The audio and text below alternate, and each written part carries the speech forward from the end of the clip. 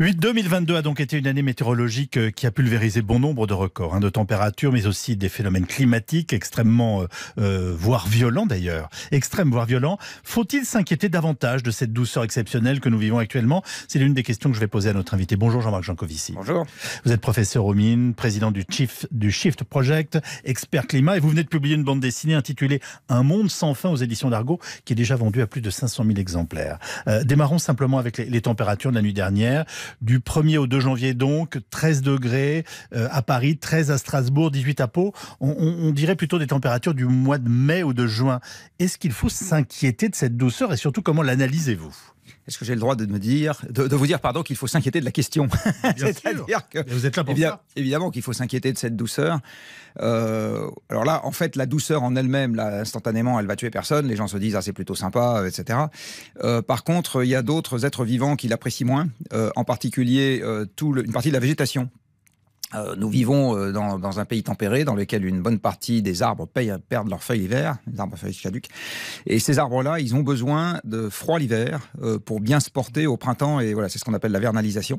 Ils apprécient pas ça du tout. Un climat trop doux va favoriser la survie des ravageurs qui vont leur compliquer la vie ensuite pendant le printemps et l'été.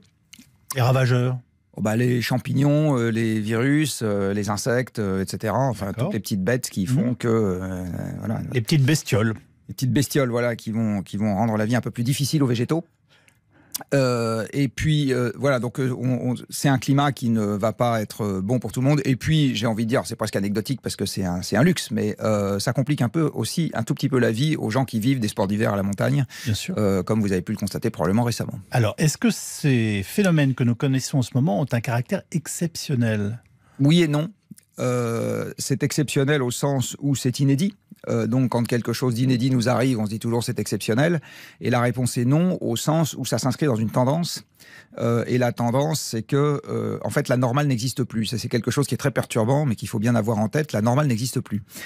On peut s'arrêter sur cette notion parce que c'est très intéressant. Alors la normale, c'est quelque chose qui est un état stable auquel vous revenez après une perturbation. Oui. Alors, votre taille normale, pour combien vous mesurez, 1m75, 1m80, on a le droit de livrer sur 77 normalement. 77, voilà, donc j'étais pas très loin. Donc c'est votre taille normale. Si un jour, par exemple, il vous arrive, Dieu sait quel problème qui fait que vous êtes obligé de rester assis, votre taille normale diminue, mais dès que le problème disparaît, vous retrouvez votre taille normale, vous faites toujours 1m77. Oui. Est-ce que vous êtes Pardon, je vous laisse là, en ce qui concerne le climat, son état normal, c'est-à-dire l'état stable auquel on revient après une perturbation, n'existe plus parce qu'on a enclenché une dérive du système climatique. Et quand le système dérive, en fait, sa normale n'existe plus. Je peux prendre un autre exemple, c'est si vous avez un bout de tissu et que vous coupez 1 cm chaque jour, il n'y a pas de longueur normale. Oui, d'accord, c'est très clair. Bon, et c'est exactement ça en ce qui concerne le climat. Un certain nombre de paramètres du système climatique sont en train de dériver, notamment la température moyenne. Et donc cette dérive, à partir de maintenant, fait que l'état auquel on peut revenir après une perturbation n'a plus de sens. Ça n'existe plus. Donc ça veut dire il faudrait plutôt parler de dérèglement climatique que de réchauffement? Alors le réchauffement est un dérèglement. Oui. Voilà, mais effectivement, on devrait parler plutôt de dérèglement. Il y a même des gens qui ont proposé de parler de crise climatique. Alors, crise pour nous, c'est quelque chose qui en général est très aigu dans le temps, très, très, très limité. Donc pour quelque chose qui va durer des décennies, des siècles, des millénaires, crise, c'est un mot qui convient pas bien. Mais oui, il y a un petit effort sémantique à faire. On est rentré encore une fois dans un système de dérive. Moi j'aime bien le mot dérive parce que dérive, on voit bien que ça bouge, on voit bien qu'on ne le maîtrise pas trop. C'est-à-dire qu'à court terme, on ne peut pas y faire grand-chose. La dérive, le courant par exemple, la dérive, on ne peut pas y faire grand-chose. Et c'est donc cette dérive qu'on nous annonce depuis 20 ans et dans laquelle nous vivons aujourd'hui. On nous l'annonce depuis beaucoup plus longtemps que ça. Vous avez en fait les premiers travaux scientifiques sur le réchauffement climatique. On va en fêter le bicentenaire dans 1 an. C'est Joseph Fourier, en 1824, qui a écrit dans un journal scientifique de l'époque qu'il existait un effet de serre dans l'atmosphère.